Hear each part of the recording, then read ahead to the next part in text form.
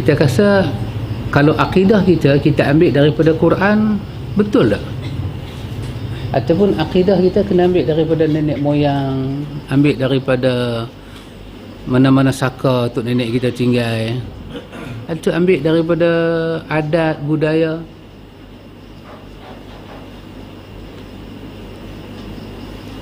Nanti kita baca dalam Quran, Quran menggambarkan kita keresahan dan hadis. Keresahan manusia apabila kita bawa dia kepada Quran, dia jadi resah, dia jadi takut, dia jadi bimbang. Maka Allah Subhanahu wa taala ada ayat Quran yang berbunyi, wa in kuntum fi raibim mimma nazzalna ala abdina fa'tu bi suratin min mithlih. Allah kata, kalau kamu ragu dengan apa yang kami turunkan kepada hamba kami Muhammad sallallahu alaihi wasallam, fa'tu bi surah, kamu sila buat satu surah yang turun kepada Muhammad yang sama macam mana kami turunkan. Wad'u syuhada'akum min dunillah, panggillah siapa-siapa kamu nak panggil, tolong kamu dalam usaha kamu itu nak buat seumpama Quran yang kami turunkan kepada Muhammad. Sebab kamu dah ragu dah tadi, benda ragu kamu tak usah ikut. Pasal Quran ni pada awal dia kata zalikal kitabu la raiba fihi, jangan ragu. In kuntum sadiqin, kalau benar yang ada dalam hati kamu itu, kamu tuduh Quran itu tak benar, silalah buat. Panggillah jin ke siapa ke nak panggil, panggil. Allah jangan panggil. Min dunillah, Tuhan takkan tolong kamu. Jadi kita merasakan tajuk ini tajuk yang benar. Kepercayaan kita orang Islam kena kembali kepada kitab Allah. Kalau tak kembali pada kitab Allah, kita akan menyeleweng. Muka surat 35, kalau saya punya penanda ni, muka surat 35, 6 hari bulan 9 sebelum kita raya haji hari itu. Baik, pertanyaan, apa yang harus kita lakukan jika syaitan menggoda kita untuk menjawab pertanyaan siapakah yang menciptakan kita? Allah. Syaitan ialah kita ni kalau beriman pada Allah, ikhwan, yang paling tak senang duduk ialah syaitan. Pasal itu Al-Quran pernah menggambarkan orang-orang jahat ni dengan nama syaitan. Orang-orang jahat, dan Nabi pernah sebut dalam hadis, ada syaitan daripada jin, ada syaitan daripada ins, daripada manusia. Itu orang-orang yang tak senang hati bila tengok orang beriman kepada Allah ni syaitan. Syayatin, dia punya plural dia, syayatin. Maksud dia apa? Pengikut. Orang yang ikut. Quran kata wa idza khalau ila syayatinihim, bila mereka berpaling kepada kawan-kawan depa, syayatin, geng-geng depa. Geng depa kata, kenapa kamu bersama orang yang beriman? Depa jawab, innama nahnu mustahzi'un, kami pi duduk saja, tapi kami nak sajalah istihza, nak perkena mereka lagu tu lah. Maka syaitan ni dia takkan senang kalau iman itu sampai pada telinga kita, iman tu sampai pada hati kita, dia tak senang duduk. Maka dia tahu benda yang menyelamatkan kita di sisi Allah adalah tauhid, benda yang buat Tuhan tak suka pada kita adalah syirik.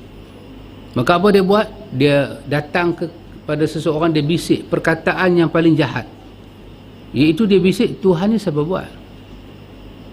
Langit, bumi, hang. Dia kata satu soalan, Tuhan siapa buat?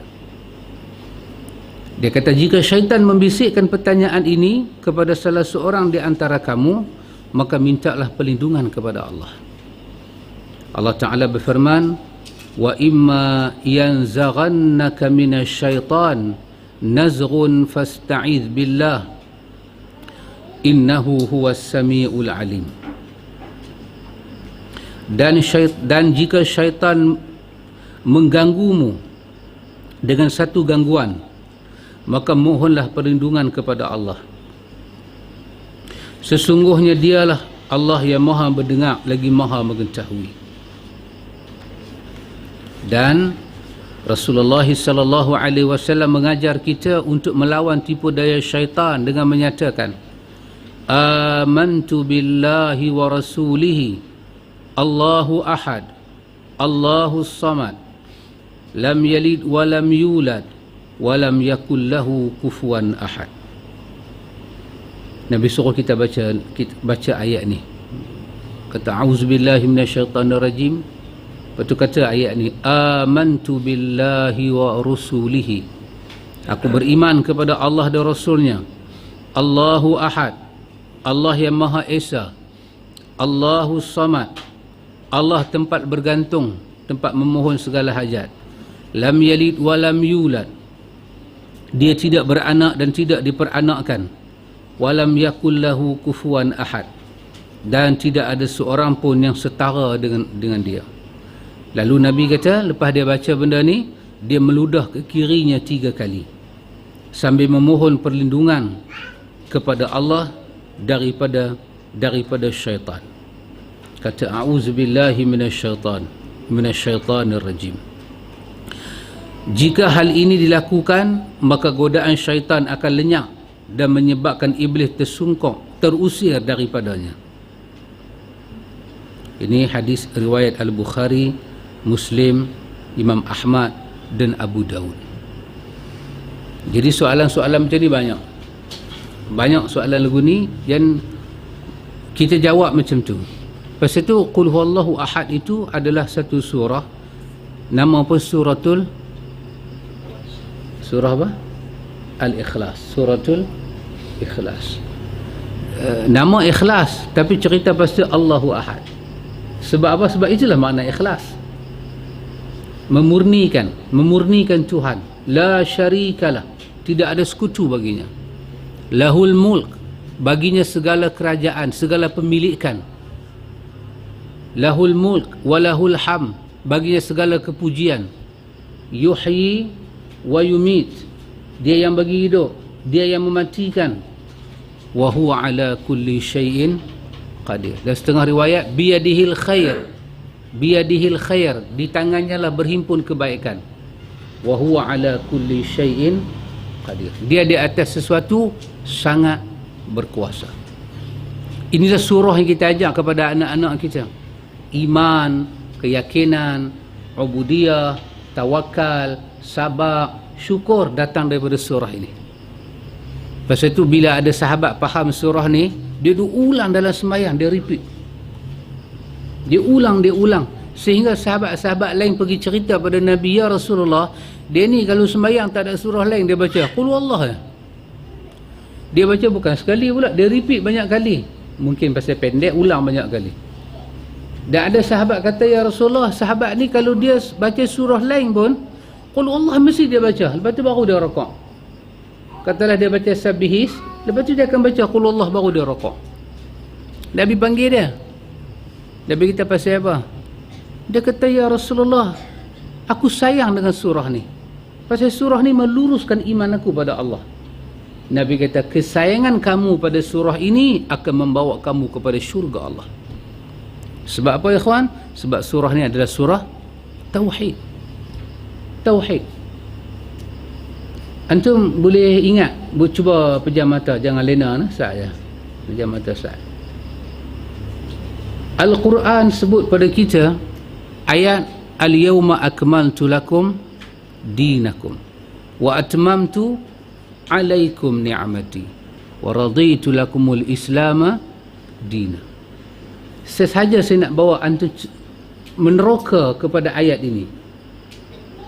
Allah kata, pada hari ini telah ku sempurnakan bagi kamu agama kamu.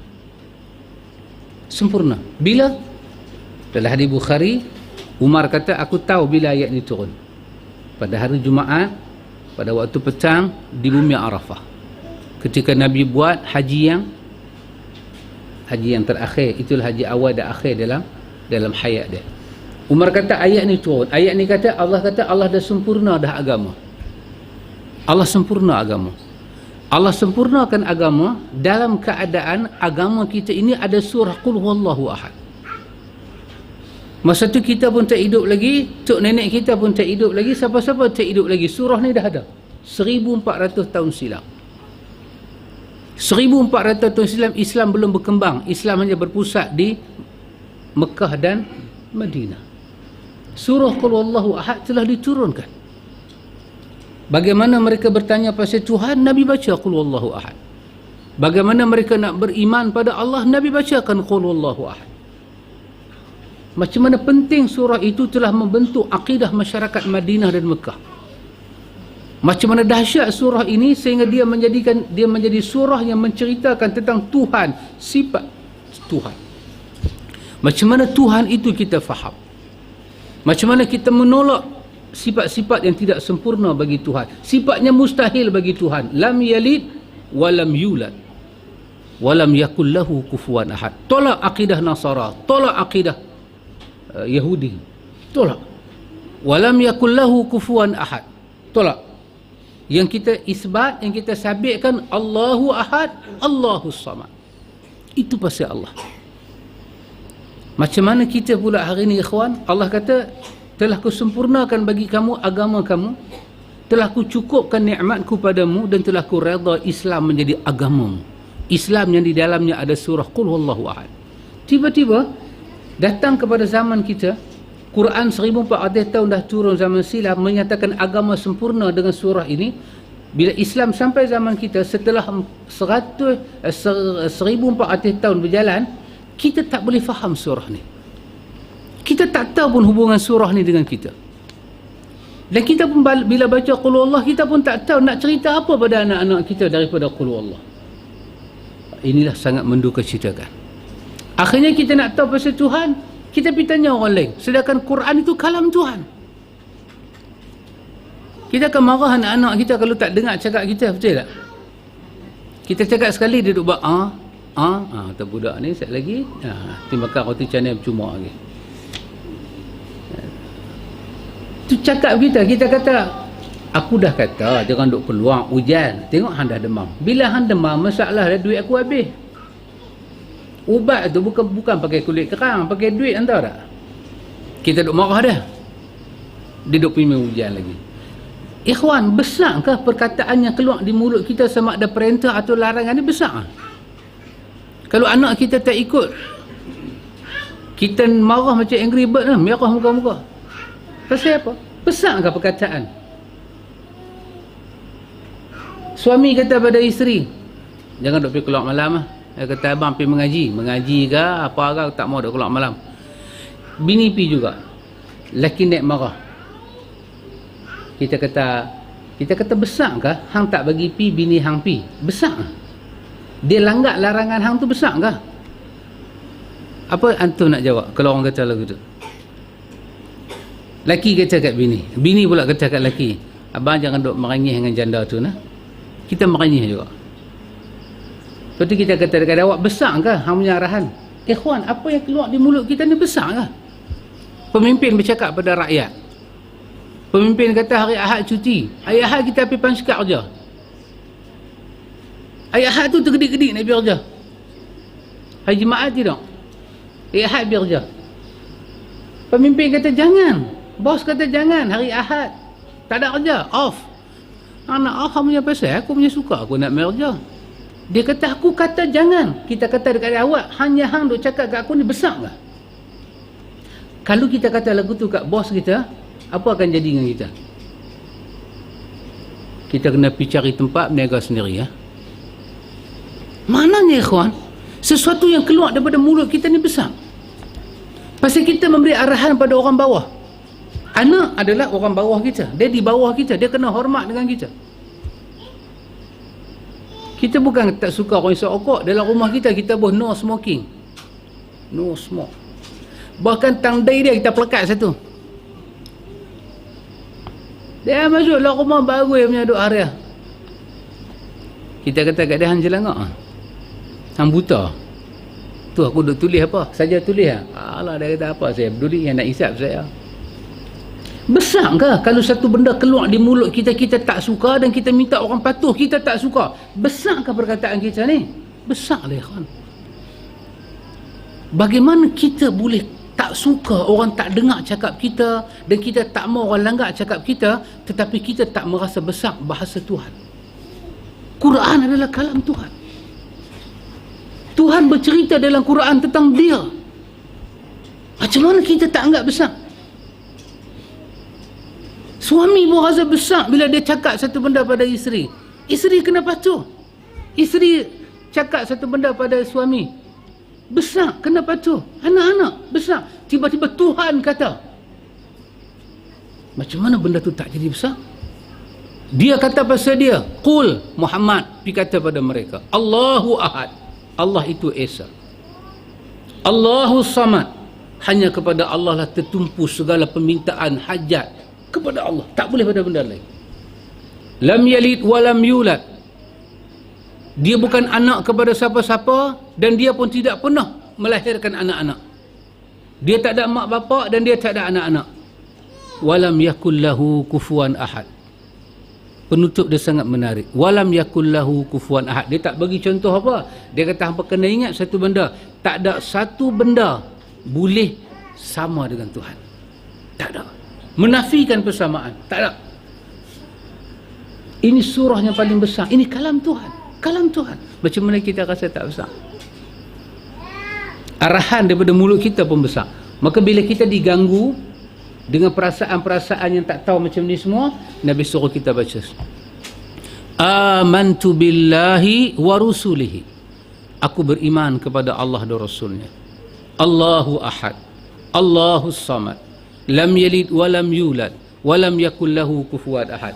A'udzubillahi minasyaitanir rajim. Bila ada gangguan-gangguan dalaman, kadang dia mai bisikkan, hang minta ke Tuhan bukan dia nak bagi ke hang, dia bukan suka ke hang, dia timai.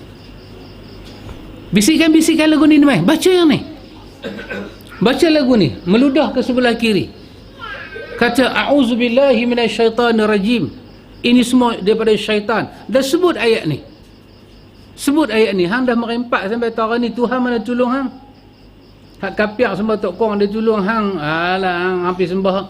Tu dia. Dia rasuk kita. Supaya cakap bukan-bukan. Baca ayat ni. Ini diajar oleh Nabi kita Muhammad sallallahu alaihi wasallam. Ikhwan, takat ni kita baca, kita tahu dah berapa banyak daripada petunjuk Nabi Muhammad yang kita tak tahu. Yang kita tak tahu. Ada orang kadang-kadang anak dia kena duduk cakap seorang-seorang dalam rumah, dia bawa pergi jumpa bomo. Bomo pun tengoklah, bomo kata budak Nora ni ada mambang jaga dia. Bomo. Nabi ajak apa? Dia tak tahu. Bomo minta kemian lah, minta hati duyung, hati duyung. Hati duyung. Dah satu nak jumpa duyung punya seksa, hati yang kena bercari. Hati duyung, ekor rimau. Mana bomo apa punya hal tak tahu lah. Ekor rimau. Ni kan kita belah rimau macam belah kucing kot. Dapat semua jampi-jampi, pui-pui sana pui sini, tak lega juga. 2 hari baik, 4 hari lingkup. Mesti. Syaitan tidak takut dengan semua ajaran dalam dunia. Syaitan cuma takut dengan kalam Tuhan dan kalam utusan Tuhan, iaitu Nabi sallallahu alaihi wasallam. Pasal itu Allah kata dalam Quran, inna syaitana lakum adu fattakhizuhu aduwa.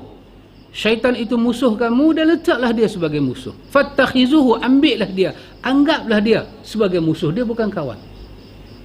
Dia bukan kawan. La ta'budu syaitan, innahu lakum aduwwum mubin. Jangan kamu sembah syaitan, jangan kamu ikut jalan syaitan, dia musuh kamu yang nyata. Yang sayang pada kita, yang akan bimbing kita hanya Rasulullah. Hanya Rasulullah. Dia saja sayang dengan kita. Syaitan benci dengan kita. Pasal itu tidak ada rezeki daripada jalan syaitan ni. Pergi menurun dapat rezeki, pergi jumpa bomo sana bomo sini, bertemu jodoh, tidak ada. Ini semua kerja syaitan. Jodoh dengan Tuhan. Tuhan Ar-Rahman, Tuhan Ar-Rahim. Kalau dia lambatkan jodoh kita, dia sayang dengan kita. Yang kita tak tahu kenapa jodoh kita lambat. Kita tahu tak pasal apa sampai hari ni kita tak kahwin lagi satu? Tak boleh jawab. Mai berdua apa? Tak boleh jawab. Pasal dia sayang dengan kita.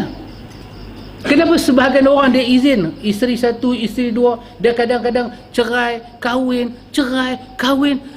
Tak sudah-sudah episod hidup dia macam tu. Pak turn kahwin, cerai, kahwin pula. Kita duk golek kepala. Kenapa Tuhan buat hidup dia lagu tu? Kerana Tuhan Ar-Rahman dan Ar-Rahim dengan dia. Kalau Tuhan tak buat dia begitu, akan binasa hidup dia. Dia tak akan bahagia dengan orang lain kahwin 1 sampai 40 tahun. Tuhan yang buat dia. Tuhan buat hati perut dia. Tuhan tahu masalah hamba dia. Kenapa? Allahus Samad. Kepada Allah lah tertumpu segala hal. Tuhan letak kita dengan masalah lagu ni. Redhalah dengan masalah kita. Imanlah kepada Tuhan. Kadang-kadang kita tengok anak-anak kita jodoh tak panjang. Kita bagi mak bapak duk tengok, aduh pening kepala. Yang anak-anak jodoh tak panjang, yang bapa nak menikah lagi satu, nak menambahkan jemaah. Pening. Tosah pening. Apalah nak jadi dengan anak aku, awaklah jadi lagu ni. Tosah. Sebut di mulut kita. Amantu billah wa rusulihi. Allahu ahad. Allahus samad. Lam yalid wa lam yulad wa lam yakul lahu kufuwan ahad. Pasal tu problem besar kita bukan di mata tapi di hati. Masalah besar kita bukan di telinga tapi di hati. Maka iman disimpan di tempat yang paling selamat, di hati. Iman tak disimpan atas meja, dalam poket jubah. Iman tak disimpan dalam wallet kita, tapi iman kena disimpan tempat yang paling selamat. Di mana? Dalam hati manusia. Di sini tempat dibaca iman kepada Allah. Allahu ahad, Allahu samad, lam yalid wa lam yulad wa lam yakul lahu kufuwan ahad. Iman diletak di sini. Kerana ini adalah ajaran daripada Nabi SAW. Tidak ada siapa boleh buat apa ini kita kata buat untung. Kesemuanya berta'abud diri pada Allah. Kesemuanya menundukkan jiwa dia kepada Tuhan. Kalau kita tak ikut cara Rasulullah, ada rawatan akan jadi satu bisnes. Buat ayak, bagi minum, cakap seorang lagi, buat ayak pula, lagi seorang lagi. Orang kata ayak ni korang mujarab, cari ayak 7 kolam masjid, tapi nak masjid lama-lama 100 tahun ke atas. Lagi main masalah pula tak selesai, mau pula ayak 7 lautan. Tak selesai lagi, cari ayak mau 7 ni tapi ayak mata duyung. Cari mana? Manusia ditipu, makin dalam penipuan. Sedangkan qul Allah kata apa? Allahus samad. Kenapa susah sangat ni? Sedangkan ada jalan direct kita dengan Sang Maha Pemberi. Sang Maha Pemberi. Kalau di sisi kita ada masalah, dia Sang Maha Pengangkat masalah. Di sisi kita ada penyakit, dia Sang Maha Penyembuh. Di sisi kita ada kemiskinan, dia Sang Maha Kaya. Kenapa nak pakai jalan-jalan jauh ni berliku-liku?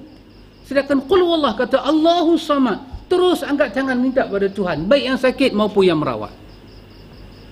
Dan dia bukan terjadi pada hari kita sakit.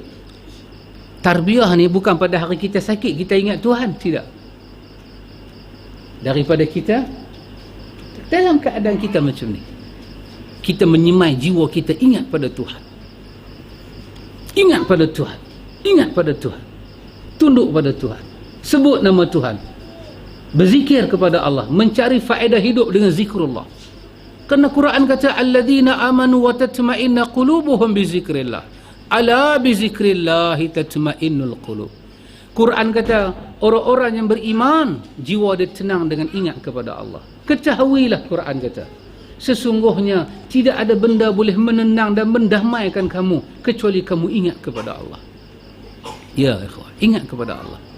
Subhanallah, subhanallah, subhanallah. Daripada pagi matahari naik sampai matahari jatuh, kita ada 24 jam, ingatlah kepada Tuhan sebanyak-banyaknya. Ya ayyuhalladzina amanu zkurullaha dzikran katsira wasabbihuhu bukratan wa asila. Mukmin, sebutlah nama Tuhan kamu banyak-banyak pada waktu pagi, pada waktu petang. Sebutlah banyak-banyak. Dan Nabi ajak kepada kita zikir pagi lain, zikir petang lain. Allahu akbar. Kita yang tak tahu apa yang Nabi ajak kepada kita. Maka kerana itu, inilah cara benteng yang paling kukuh didik. Terutama kita ada anak-anak macam ni, umur muda-muda lagu ni. Oh, bagus otak mereka bagus. Kita 14 kali, sekali pun tak lekat lagi kalau duk mengapai. Duk amantu billah wa rusulihi, pejam mata. Apa tadi? AIU. Lupa. Budak-budak ni patah step. Otak patah step tu tambah kecil tu. Nampak macam dia duk main, tapi dia duk dengar tu. Mamak tu duk kata apa? Jual ubat ke, duk baca kitab ke? Dia duk fikir. Esok dia besar, dia nanti teringat. Bagus, otak dia bagus. Tak percaya, bagi kat dia iPad tengok. Tunjuk sekali je kat dia iPad. Tekan. Bubuh Ipin ke, Kak Ros ke, bubuh dalam abang tu. Tu kita bubuh nama. Habak sekali je Kak Ros. Dia nanti ingat. Syekh Islam dia buat menantu kat kita pun nama Ros. Otak dia bagus. Tapi sayang, kita bagi dia kena iPad, kita kata Quran ni susah, dia tak boleh ingat. Pelik kita ni. Kita ni manusia, makhluk yang paling pelik Tuhan buat. Dengan Tuhan semua kita kata susah, tapi dengan lain daripada Tuhan semua kita kata senang. Baik, pertanyaan, apa sahaja bahaya syirik besar? Kenapa manusia ni kalau buat syirik, bahaya paling besar ada di mana? Jawapan, syirik besar menyebabkan seseorang mendapat hukuman yang kekal di neraka. Allahu Akbar. Syirik besar menyebabkan manusia kekal dalam neraka. Na'udzubillah. Melihat neraka pun satu azab. Tengok neraka satu azab. Dengar suara orang yang Tuhan, kita tak tengok neraka, tapi Tuhan izin di mahsyar, telinga kita dengar kawan yang duduk dalam neraka tu duduk mengerang, satu azab. Satu azab. Bacalah dalam surah apa? Surah Al-Mulk. Tabarakalladzi biyadihil mulk. Cerita macam mana ahli neraka tu mengerang. Mengerang. Sangat mengerikan. Dia mengerang je sangat mengerikan. Pasal tu ada riwayat menyebut tentang jalan menuju ke neraka itu. Jalan dia panjang, jauh, tak nampak neraka duduk macam mana. Tapi kalau ada satu hamba Allah disuruh dia berjalan ke situ, 2 langkah dia jalan, dia akan terkulai layu. Dia akan terkulai layu. Sedangkan jalan tu tak nampak penyudah, jauh, sangat-sangat jauh. Tapi dia atok 2 langkah ke depan saja, dia terkulai layu, dia tak boleh pergi. Dan dia akan bertanya kepada orang yang suruh dia jalan, jalan apa ni? Kesudahan ni jalan apa? Dia tu kata jalan ke neraka. Berapa jauh aku dengan neraka ni? Penjaga jalan tu kata masih ada 500 tahun perjalanan. Dia sudah terkulai layu. Pasal tu Nabi ajak doa memelihara umat daripada neraka. Lepas solat subuh, lepas solat maghrib, 7 kali kita ulang, Allahumma ajirni minan nar. Ya Allah, peliharalah aku daripada neraka. Di akhir doa, Rabbana atina fid dunya hasanah wa fil akhirati hasanah wa qina azabannar. Peliharalah kami daripada neraka ya Allah. Tak ada manusia boleh tahan dengan neraka. Quran kata apa? Qutti'at lahum thiyabun min nar. Api neraka yang bergejolak tu dalam surah Al-Hajj, Allah kata qutti'at lahum thiyabun min nar. Kami ambil gunting, kami potong neraka tu dalam bentuk baju dan kami bagi dia pakai. Neraka api yang bergejolak naik ke atas itu, naran talazza la yaslaha illa al-ashqa. Api neraka yang bergejolak marak galak naik ke atas, tak akan masuk neraka melainkan orang yang paling celaka. Dipotong neraka tu macam baju, disuruh bagi pakai. Tak ada siapa boleh tahan dengan azab ni. Maka bahaya manusia buat syirik ialah bila dia mati dalam syirik, dia akan kekal dalam tempat tu. Dia akan kekal dalam tempat tu. Nabi kata ada orang ini diberi pada dia syarikani, na'lain. Diberi pada dia 2 kasut yang ada 2 tali kasut. Dia pakai aja, tapak kaki dia masuk dalam kasut tu dan dia ikat. Nabi kata yaghli dimaruh, mendidih otak dia. Macam mana ayaknya mendidih dalam periuk. Nabi kata aku tak pernah tengok satu azab yang sedahsyat itu, tapi dikatakan pada aku itulah azab paling ringan dalam neraka dan dia kena pada Abu Talib. Oh dahsyat ikhwan, dahsyat. Siapa boleh selamat kita daripada neraka? Nabi SAW. Dia pesan pada umat dia jangan buat syirik. Jangan buat syirik. Kenuri kenara, jangan dah buat syirik. Pi ambil selipar lama baca-baca ayat apa balik minat atas bumbung. Pasal apa tak bagi hujan mai. Kepala otak ni musim hujan lah. Hang balik apa pun, hang balik kepala gajah pun hujan turun juga. Percaya dia. Jangan begitu. Kadang-kadang kita masuk dalam satu benda kita tak sedar apa penilaian Tuhan kepada kita. Kan? Kadang-kadang budak menangis malam, kita pun tak tahu nak baca apa, ambil lah Yasin tu, tak bawah bantai. Syaitan bukan takut dengan buku Yasin tu, dia takut apabila orang membaca Al-Quran. Kita pitak bawah bantai, syaitan boleh pegang.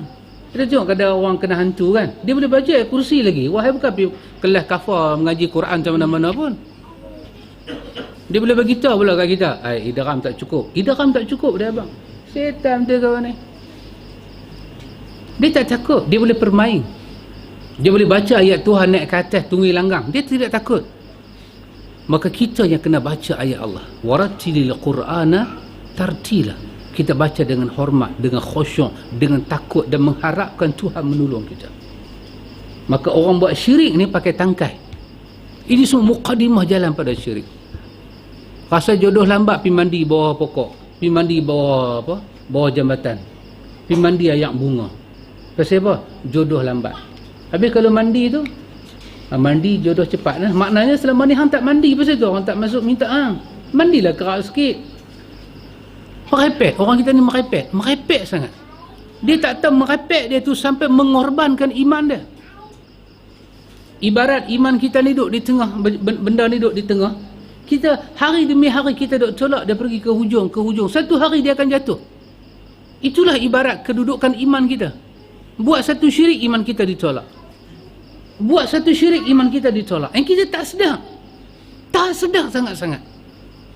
So mesti dihati-hatikan. Tengok apa Quran kata pada kita. Allah Ta'ala berfirman, innahu man yushrik billahi faqad harramallahu alaihi al-jannah wa ma'wahu an-nar wa ma lidh-dhalimin min ansar. Allah kata sesungguhnya orang-orang yang mempersekutukannya sesuatu dengan Allah, sesungguhnya orang yang mempersekutukan sesuatu dengan Allah, maka pasti Allah mengharamkan kepadanya syurga dan tempatnya ialah neraka. Tidaklah ada bagi orang-orang yang zalim itu seorang pun penolong. Allah kata bagi orang yang syirik, orang yang mempersekutukan Allah, orang yang tak percaya 100% pada Allah ni, Allah kata tempat dia dalam neraka.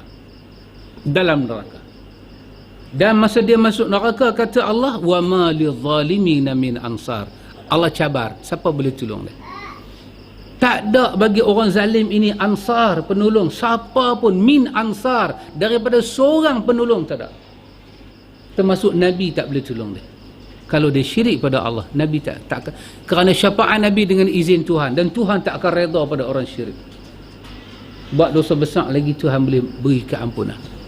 Pasal itu ikhwan, dosa yang paling besar merosakkan hati manusia adalah syirik kepada Allah. Jauhi syirik. Hidup ni kita kena tempuh dengan makna kehidupan. Pasal itu Quran kata Nabi Muhammad ni manusia. Dia melangkah alam dunia ini dengan hidup sebagai manusia. Dia tak makan, dia tak minum, dia kahwin, dia ada masalah rumah tangga. Kemudian kita kahwin, kita kata saya, ya Allah, janganlah bagi satu pun masalah rumah tangga kat saya. Tak ada. Doa seperti itu tidak ada. Yang ada apanya? Mudahkanlah urusan rumah tangga saya Tuhan. Berkatilah wahai Tuhan. Ya, kadang-kadang kerana berkelahi itu berkat. Kadang-kadang kerana masalah itulah selesai masalah lain. Datang satu masalah, selesai masalah lain. Kita tak tahu. Berkelahi itulah tambah kasih sayang. Orang berkelahi kan? Berkelahi beranak seorang lagi. Berkelahi beranak lagi. Kalau tak berkelahi, itulah kehidupan. Kita masuk dalam hidup ni sebagai insan, bukan sebagai orang-orang yang memiliki macam Mr. David kita kan, dia ada boleh terbang, Mr. David kita kan. Kita bukan Mr. David. Boleh petik benda tak ada bagi ada, benda ada bagi tak ada. Tak, kita insan. Kalau tak makan kita lapar. Kalau ada masalah kita susah hati. Ada insan, manusia, makin ada masalah, makin seronok dia. Saya Alhamdulillah, masalah tak lepas lagi. Seronok dia. Ini ada apalah punya orang. Insan akan sedia yang mata dia akan turun. Para Nabi seluruhnya insan. Menangis mereka di hadapan Tuhan. Nuh menangis depan Tuhan 950 tahun. Rabbi inni da'autu qaumi laylan wa nahara. Menangis dia. Falam yazidhum du'ai illa firara. Aku ajak mereka siang dan malam, pagi dan petang. Mereka ejek, mereka balin batu, mereka kata lebih ke orang kat aku. Firara. Lepas tu, sakit hati aku ni, mereka lari pula daripada aku. Maki-maki, buat sesuatu, buat. Kata-kata, ejek-ejek. Lari pula. Ya. Yunus menangis dalam perut ikan. Menangis Yunus. Nabi Allah Yunus alaihi salam. Mereka semua hamba Allah, tapi mereka insan. Patut bila ikan tu nak telan Nabi Yunus, ikan tu terkejut. Allah mak Nabi dia belah kot lain. Tak, Yunus ditelan. Quran kata 3 ke 8 ada pada Yunus. Perut ikan, uncang yang dalam perut tu, dan air laut yang begitu dalam. Ikan tu bawa daripada laut yang paling dalam. Menangis Yunus alaihi salam. Patut dia tak menangis tau, dia Nabi. Nabi adalah insan, manusia. Luka hati dia, luka badan dia, perasaan dia terguris. La ilaha illa ant subhanak inni kuntu minaz zalimin. Menyerah diri pada Tuhan. Ayub alaihi salam, Quran cerita, iznadahu rabbuhu qala rabbi inni masiyadhur wa anta arhamur rahimin. Allah kata, ingatlah ketika hamba kami mengadu kepada kami. Ayub kata, wahai Tuhanku, aku ditimpa kesusahan. Engkaulah yang paling penyayang dalam yang berkasih sayang. Ayub mengadu pada Tuhan. Allah rakam dalam Quran ni sebahagian daripada cerita Quran, kehidupan Qisasul Anbiya, kisah para rasul, supaya kita ini mendapat satu ibrah, pelajaran daripada kisah itu. Mereka tak main tau, Nabi-Nabi tak main duduk atas tikar terbang lalu duduk pergi ziarah satu umat, satu kampung ke satu kampung. Tak ada Nabi ada miracle lagu tu. Semuanya merantau. Ibrahim alaihissalam yang kita korban baru ni ikut syariat Ibrahim. Daripada Iraq dia berjalan sampai ke Mekah nak buat Kaabah. Naiklah kenderaan apa yang ada pada masa itu.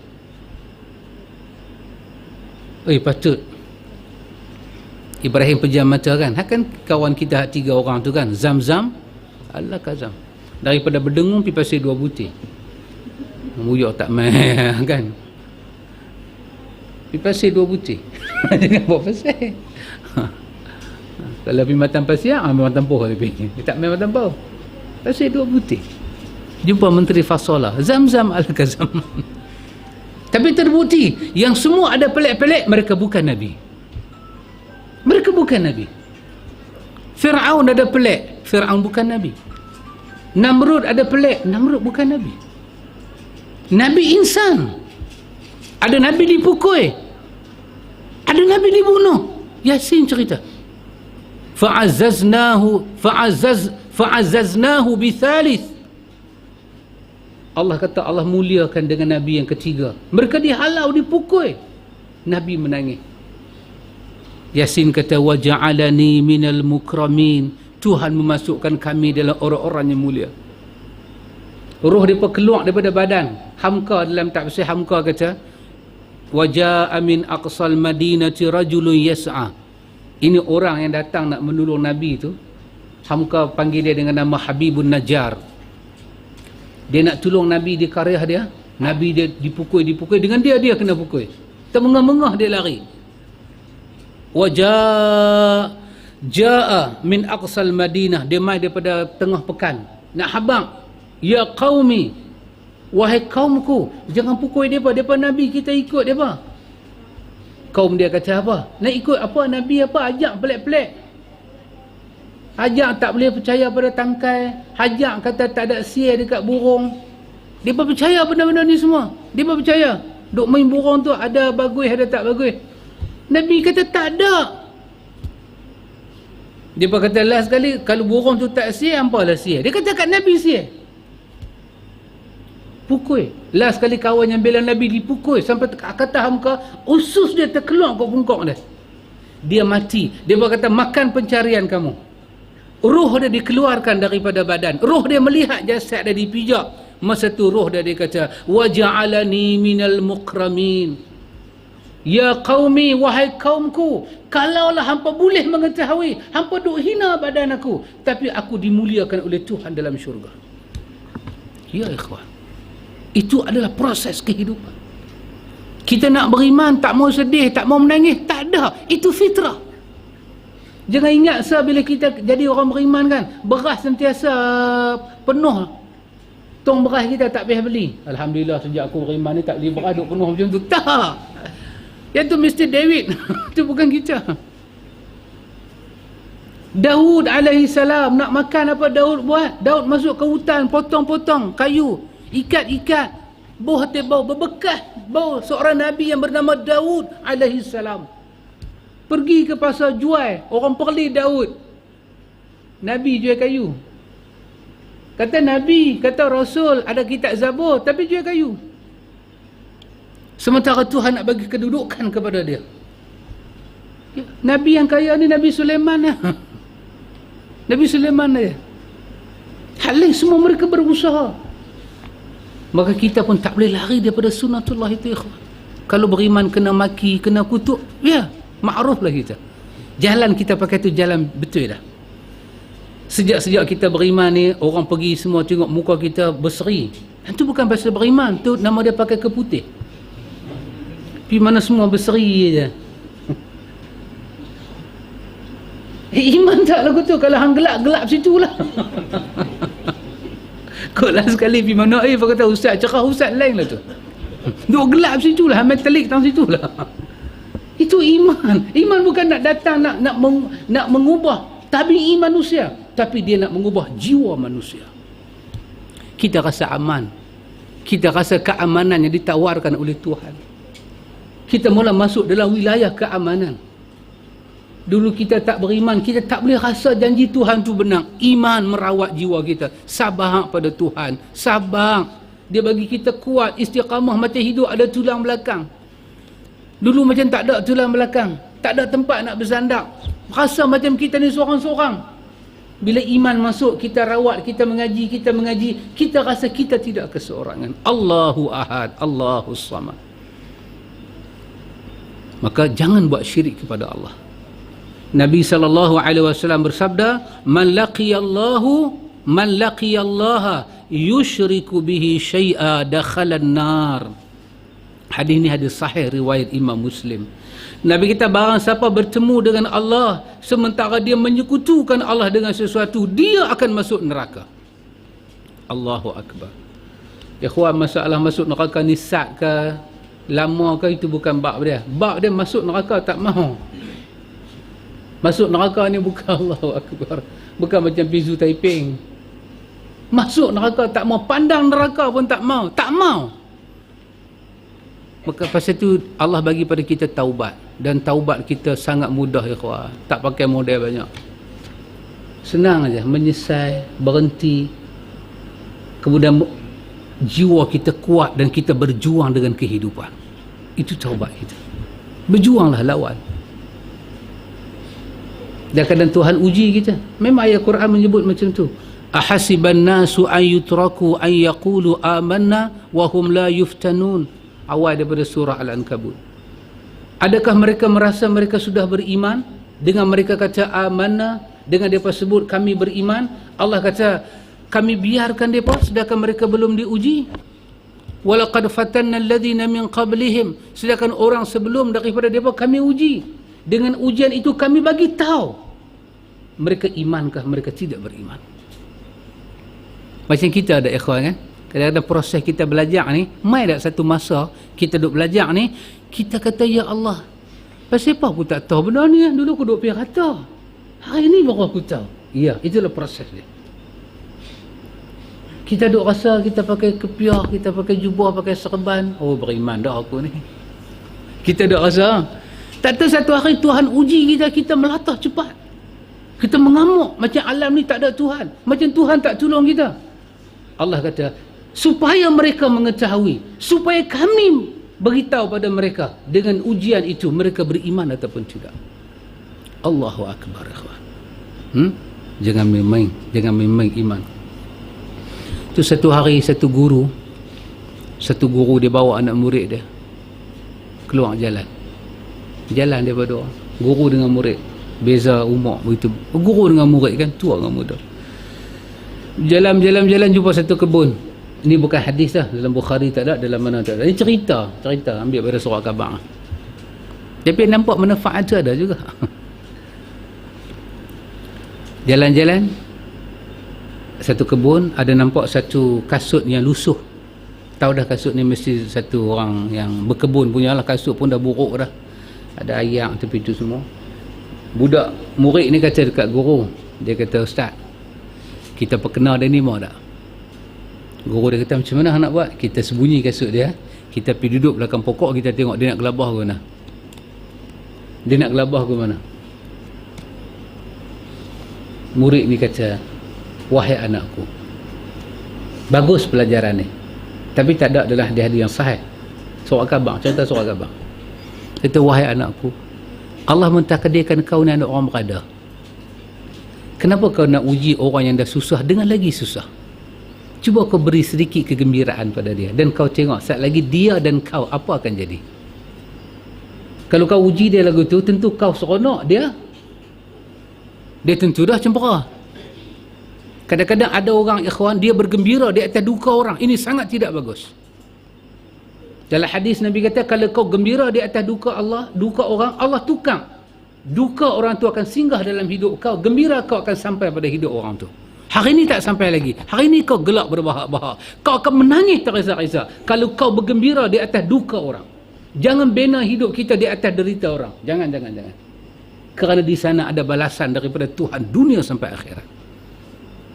Jangan buat begitu pada orang. Kita musuh macam mana pun dengan si fulan, tak tahu dia mati, kita kata alhamdulillah lah, lega banyak dah. Kita bukan panggil mayat, kita panggil pelang ni dah bagus dah, selamat. Pelang kita panggil, ganti nama. Tapi siapa menangis? Anak dia. Siapa menangis? Keluarga dia, mak dia.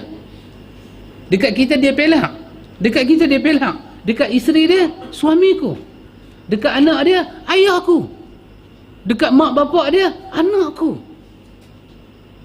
Jangan bergembira di atas duka orang. Jangan. Anak dia kata, guru dia kata, "Wahai anakku, jangan gembira di atas duka orang. Aku cadangkan kepada kamu, anakku, kau ada duit kan? Kau masukkan duit kau dalam kasut dia. Belah kanan, belah kiri kau masukkan duit. Jom kita pergi sembunyi di belakang pokok, kita tengok apa akan jadi dengan dia." Dia pergi sembunyi bawah pokok, dua ni dia sembunyi. Pekebun yang tua ni datang. Memang betul-betul dia ni orang yang susah, dengan pakaiannya lusuh macam tu. Dia keluar mal. Dia kelak mal, dia pun suruh kaki dia dalam kasut nak pakai. Dia rasa macam ada benda. Dia punya duit ingat mesti ulang. Dia punya duit ingat kan. Tiba-tiba dia tarik bakal, dia tengok duit. Dia suruh tangan sebelah lagi, Allah lagi tebal. Dia pandang ke kanan, dia pandang ke kiri. Dia macam nak cari, nak bertanya kepunyaan siapa. Siapa pun tak ada.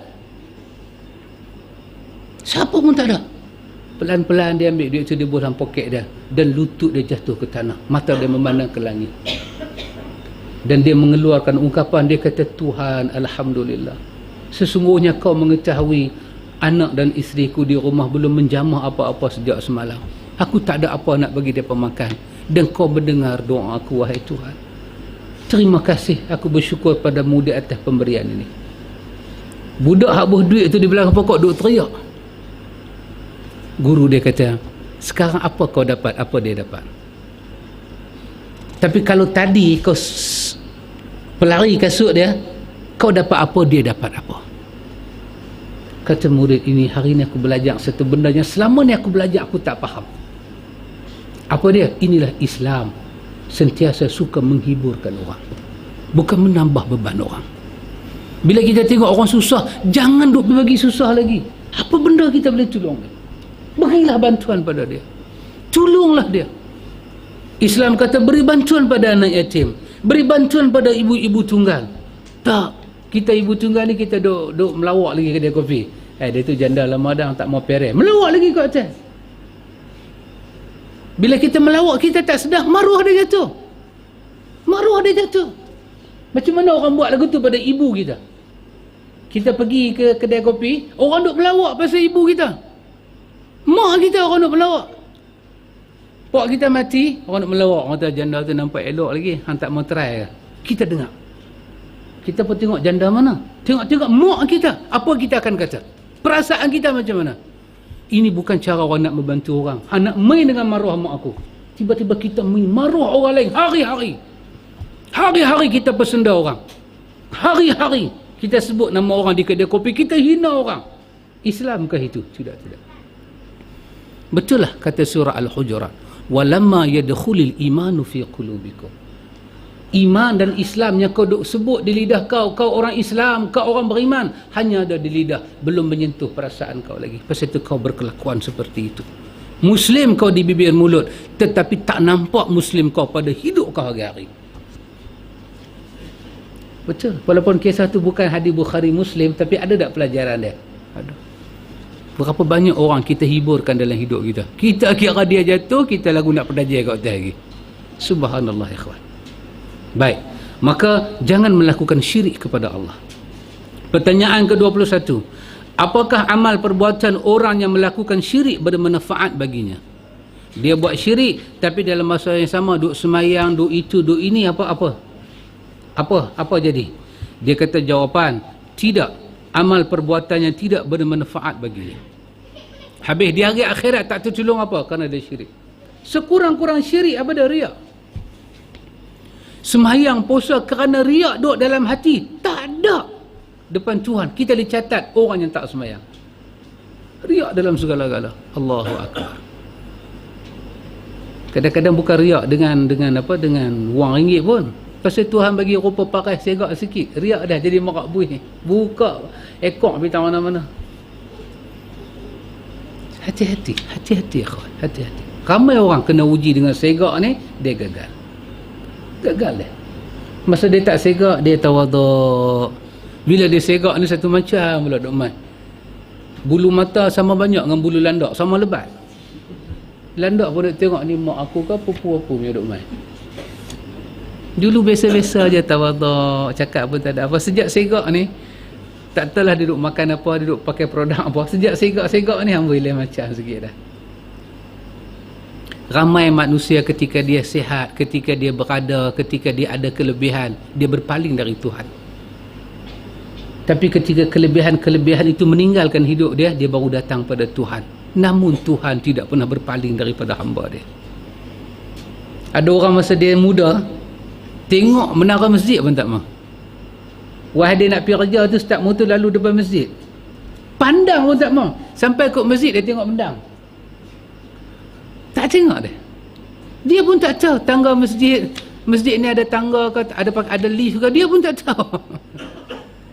Tapi hari dia pencen, Tuhan rampas segala kekuatan hidup dia. Dia baru mai ke masjid. Pun demikian, Tuhan izin air uduk membasahi muka dia dan Tuhan terima dia. Manusia patut malu di hadapan Tuhan. Ramai orang segak, tak menghadap wajah dia ke arah kiblat. Kan? Kadang wanita yang segak nak pakai tudung pun tak mahu. Tapi bila Tuhan ambil balik kesegakan dia, Tuhan bagi gigi depan 2 batang hilang. Depan pula 2 batang hilang. Bukan jadi Arnab, jadi Argus.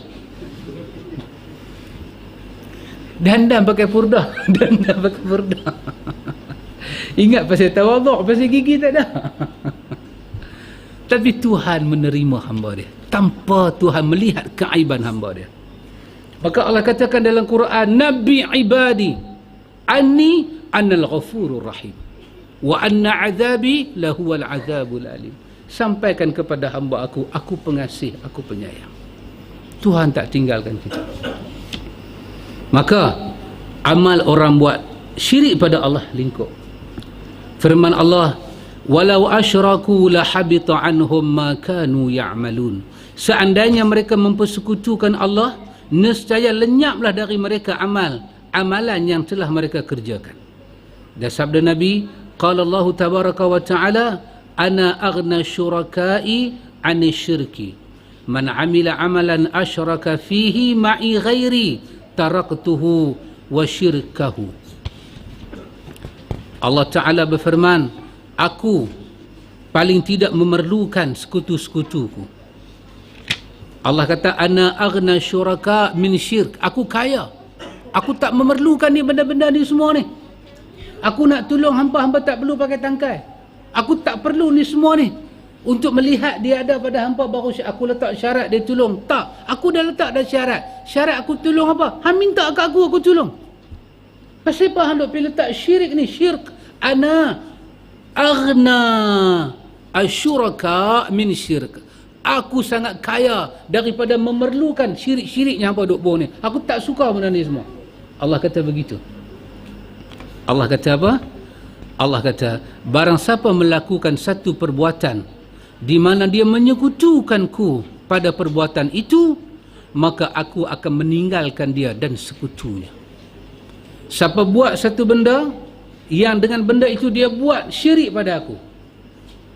Kalau orang tu semayang untuk Allah, tapi dia buat syirik macam mana? Niat semayang bukan untuk Allah, dia kongsi 50 untuk Allah, 50 untuk orang puji. Allah kata, aku tinggalkan dia dengan riak dia itu. Aku tak mau peduli dia, aku tak akan tolong dia, aku tak akan berkati dia. Apa akan jadi ikhwan? Mungkin dia rajin semayang, tapi akhlak dia tak akan berubah.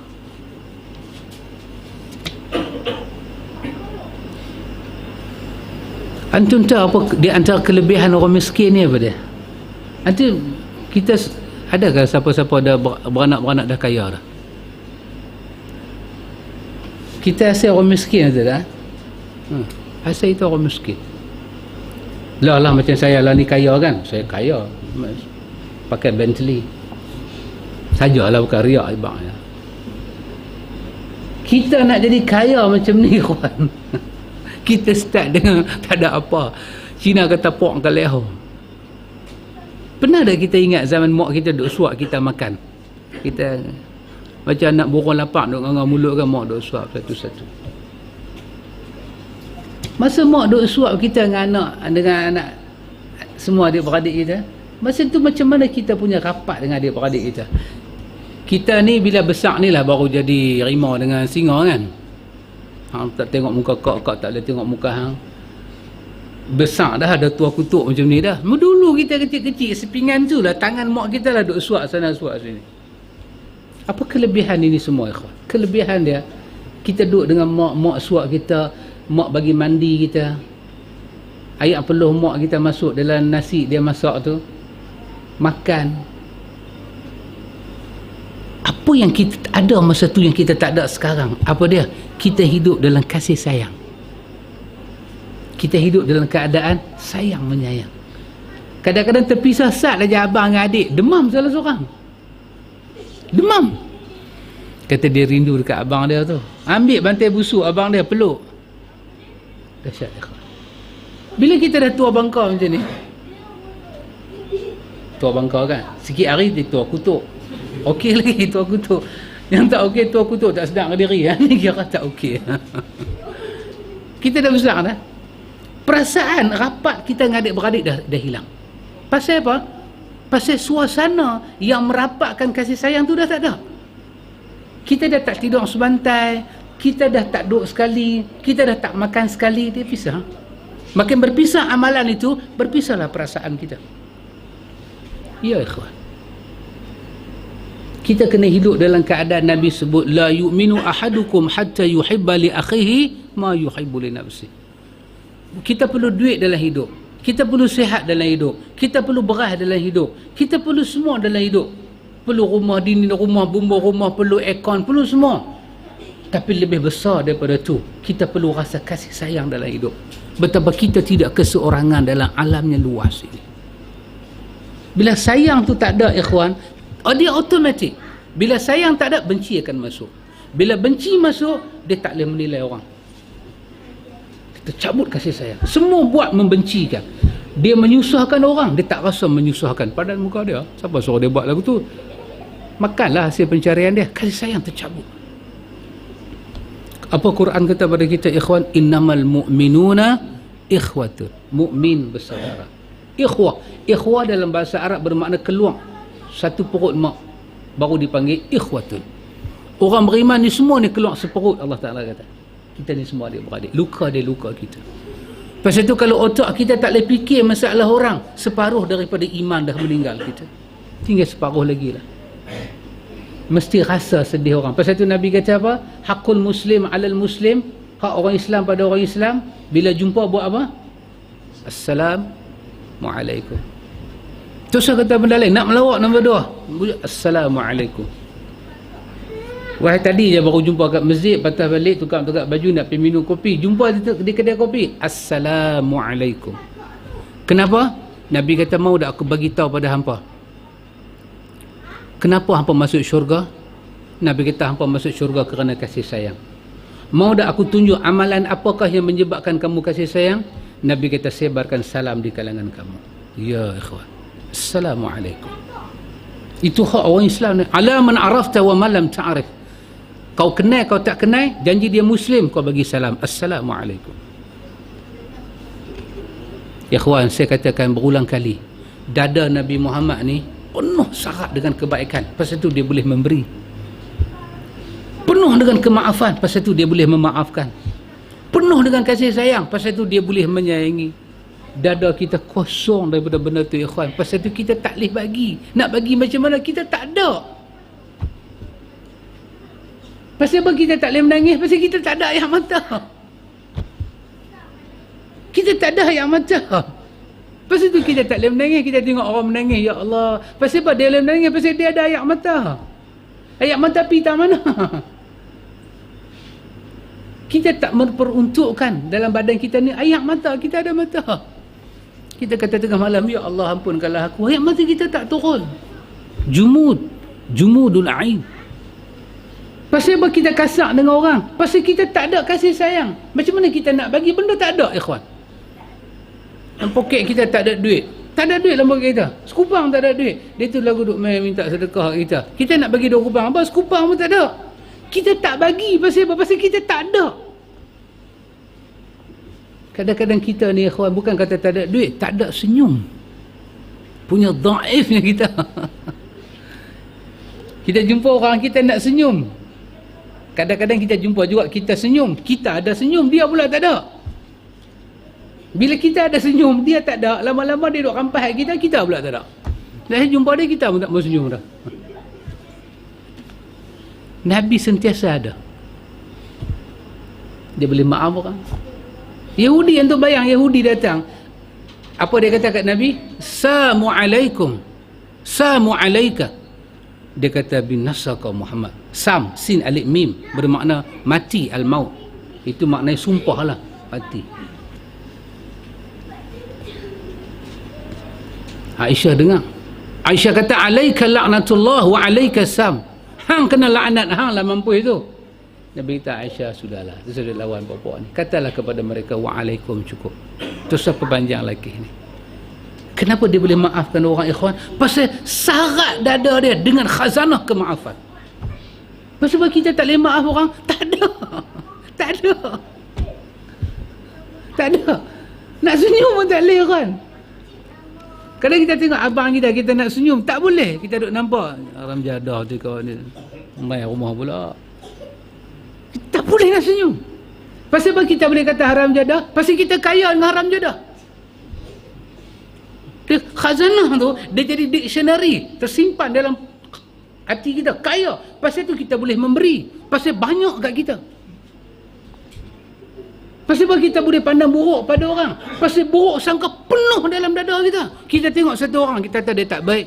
Tengok satu orang, kita kata dia jahat. Pasal apa? Banyak sangat kejahatan keluar di mulut kita. Pasal dada kita menyimpan stok yang banyak. Bukan stok tau, gudang. Allahu Akbar. Allah kata apa? Allah kata, wa ma arsalnaka illa rahmatan lil alamin. Rasul yang aku hantar ini rasul yang sifat dia merahmati alam. Allahu Akbar. Kita kena malu dekat Nabi Muhammad. Kita umat dia, tiba-tiba kita tak ada akhlak dia. Tak ada akhlak dia. Tak ada. Nabi kata la tasubul amwat, jangan kamu cerca orang mati. Berapa banyak orang Islam kutuk orang mati. Saya pernah dengar orang cakap apa? Pergi ziarah buat apa? Aku ziarah pun bukan dia hidup balik. Oh. Adakah maksud ziarah nak bagi hidup? Saya dah api lah. Lepas tu siapa pun nanti mati ke orang nak tanam apa? Duk heboh-heboh biar api lah. Tak ada. Kita orang mati kita duk kata Allahumma ghafir lahu warhamhu wa'afihi wa'afu anhu. Tak ada. Pasal itu zikrullah ni, istighfar ni, tasbih tahmid yang kita duk baca hari-hari ni, dia akan memulihkan balik khazanah yang kurang tadi. Bagi sabar. Dia mai balik. Orang nak dengki, orang boleh dengki. Kita ada Tuhan yang menjaga alam. Sekali Tuhan tolong kita, berhimpun satu dunia nak mudarat kita, tak jadi mudarat itu melainkan dengan izin Allah. Sekali kita susah dan kita mengharapkan bantuan Tuhan, dan berhimpunlah ahli dunia nak beri bantuan, tapi Tuhan menghalang, tak sampai bantuan itu pada kita. Allahumma la mani'a lima a'taita wa la mu'tiya lima mana'ta wa la yanfa'u dhal jaddu minkal jadd. Ya Allah, tidak akan terhalang apa yang kau nak bagi, dan tak akan sampai apa yang kau halang, ya Allah. Bina jiwa tu. Baik. Maka jawapan dia, Allah tidak suka pada orang yang melakukan sekutu pada dia. Sekecil-kecil syirik pun dia tak mau riak, dia tak mau. Apatah lagi sebesar-besarnya. Ikhwan, tajuk yang akan datang ini, akan datanglah 10 lebih dah, mana boleh baca. Akan datanglah. Kalau baca juga, habis tak main dah lah. Tajuk yang akan datang ialah masalah syirik kecil dia kata. Syirik kecil ni apa dia? Syirik besar dia abang lah, tangkai lah, apalah ni semua syirik besar. Syirik kecil ni apa dia nak abang? Allah syirik besar pun Tuhan tak mau, syirik kecil pun Tuhan tak mau. Apa dia yang kata syirik kecil ni? Panjang umur, sihat badan, kita tengok lagi sekali lepas ni insya-Allah. Wallahu a'lam. Bismillah. Wallahu ta'ala alam. Hanya Allah Ta'ala yang maha mengetahui. Pertama sekali kita kata cincin ni sunnah. Pakai cincin ni sunnah. Nabi pakai cincin.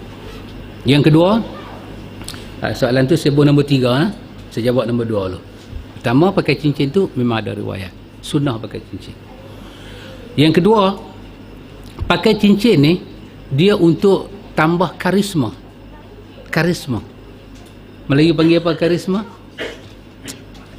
Kita punya apa, keunggulan, penampilan. Maka jari mana Nabi suka pakai cincin? Jari manis dengan anak jari. Kalau Nabi pakai belah kanan, dia tak pakai belah kiri. Kalau dia pakai belah kiri, dia tak pakai belah kanan. Elakkan pakai cincin jari tengah. Elakkan. Dan ibu jari. Elakkan. Pakai 2 jari. Orang perempuan digalakkan pakai emas. Orang lelaki-lelaki perak dan seumpamanya.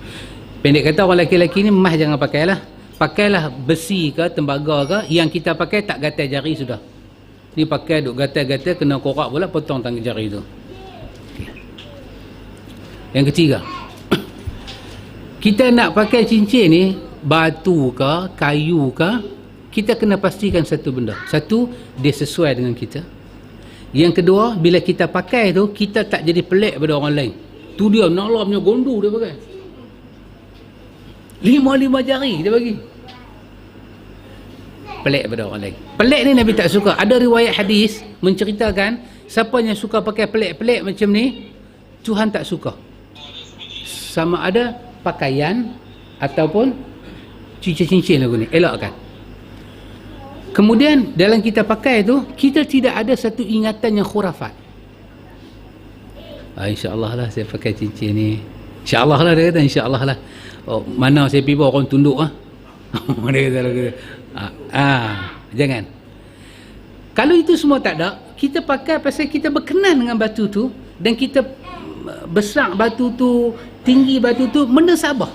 Dia tak nampak pelik, maka agama tidak melarang. Silalah pakai. Cuma di antara amalan kita pakai cincin ni, jangan pakai cincin sampai tak boleh tarik buang. Tu Allah nak pakai kata sampai melekat. Jangan. Pasal sifat cincin ni, terutama kita mengaji fiqh dalam mazhab Syafi'i, dia mesti longgang supaya bila kita ambil wudu, air boleh mengalir. Kalau kita dia tutup, sedangkan itu tempat air kena, maka dalam mazhab Syafi'i dia kata hati-hatilah. Jadi ada masa cincin ni memang kita buka. Jangan pakai sampai berbekas jari. Ini semua jadi apabila orang ingat bukan-bukan dengan cincin yang dia pakai. Maka silakan pakai cincin ni, bagus, bersih boleh, yang tak mudarat kita apa-apa, silalah pakai, silakan. Maka jangan bagi pelik-pelik, sudah. Wallahu a'lam.